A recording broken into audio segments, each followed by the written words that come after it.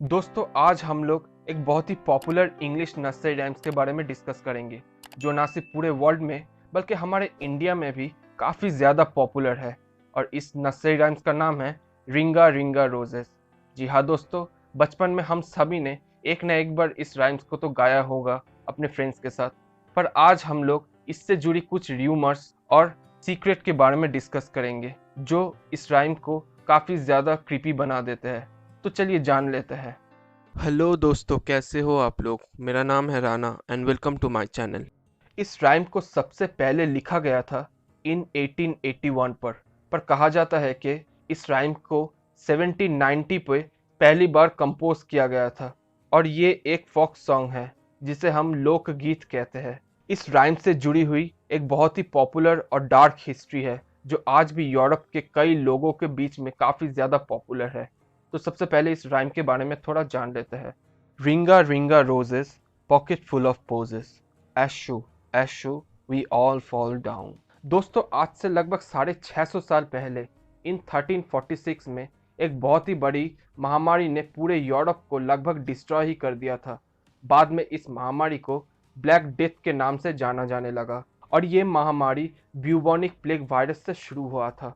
दोस्तों एक महामारी कितना ज़्यादा विनाशकारी हो सकता है ये हम सब अपनी आंखों से पिछले साल और इस साल के शुरुआती महीनों में देख ही चुके हैं। पूरे दुनिया में इस कोरोना महामारी के कारण लाखों करोड़ों लोगों ने अपने प्राण गंवाए। हमारे भारत भी इस श्राप से अपने आप को बचा नहीं पाया था और वही मौत का तांडव हमारे देश में भी देखने को मिला था। ठीक इसी तरह प्लेग वायरस ने भी पूरे यूरोप को लगभग खत्म ही कर दिया था। कई हिस्टोरियन के अनुसार ये वायरस पूरे यूरोप में फैलने के पीछे जो सबसे बड़ा रीज़न है वो है रैट। ये रैट ही था जो इस वायरस को एक स्थान से दूसरे स्थान कैरी कर रहा था और देखते ही देखते यूरोप के लगभग आधे पॉपुलेशन खत्म हो गया था।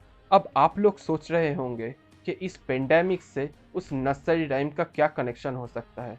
तो चलिए ये भी जान लेते हैं। दोस्तों आज भी ज़्यादातर यूरोप के लोगों में विश्वास है कि इस राइम के अंदर उसी महामारी के बारे में बताया गया है। जैसे कहा जाता है उस समय जो भी इस वायरस से इन्फेक्टेड हो जाता था उसके शरीर में एक अजीब सा सिम्टम दिखाई देता था। उसके पूरे शरीर में कई सारे बॉयल दिखाई देता था और इस राइम के फर्स्ट लाइन में ही जो रिंगा रिंगा रोजेस कहा गया है वो शायद इसी बॉयल के बारे में कहा गया है जो रिंग की तरह गोल और गुलाब की तरह लाल होते थे। सेकेंड लाइन पर a pocket full of roses कहा गया है। दोस्तों पोजेस का सिंगुलर वर्ड पोजी होता है जिसका इंग्लिश मीनिंग है a small bunch of flower, जिसे हम फूलों का छोटा सा गुच्छा भी कह सकते हैं। अब ये फ्लावर्स मेडिसिनल हर्ब्स भी हो सकता है जो उस समय लोग अपने पॉकेट पर कैरी करते थे क्योंकि उस समय कोई एलोपैथिक ट्रीटमेंट तो था नहीं, तो लोग इसी तरीके से अपने पॉकेट पर यही जड़ी बूटियां कैरी करते थे फॉर इमरजेंसी प्रिकॉशंस। दोस्तों थर्ड लाइन पर एशू कहा गया है और एशू का मतलब है छींकना। सो वी ऑल नो के छींकने से ये वायरस और भी तेजी से फैलता है। And the fourth line is we all fall down और इसका लिटरल मीनिंग है डेथ।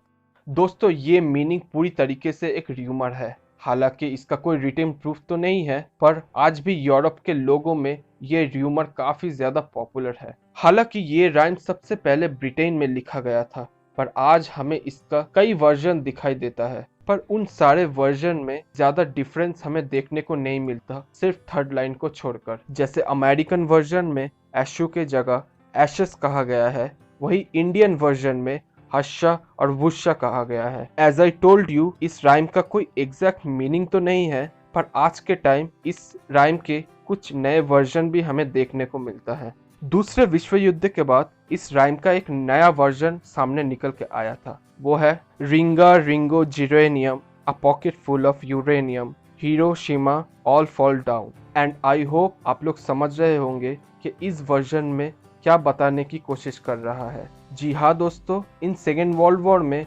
अमेरिका के द्वारा जापान के 2 शहर हिरोशिमा और नागासाकी के ऊपर एटॉमिक ब्लास्ट और आफ्टर डिस्ट्रक्शन के बारे में बताया गया है। तो दोस्तों ये था हमारे आज के वीडियो एक पॉपुलर इंग्लिश राइम्स के ऊपर। And if you like this video then please subscribe कीजिए हमारे चैनल को। और हाँ, अपने दोस्तों के साथ ये वीडियो ज़रूर शेयर कीजिएगा। तो मिलेंगे अगले वीडियो में, तब तक के लिए गुड बाय।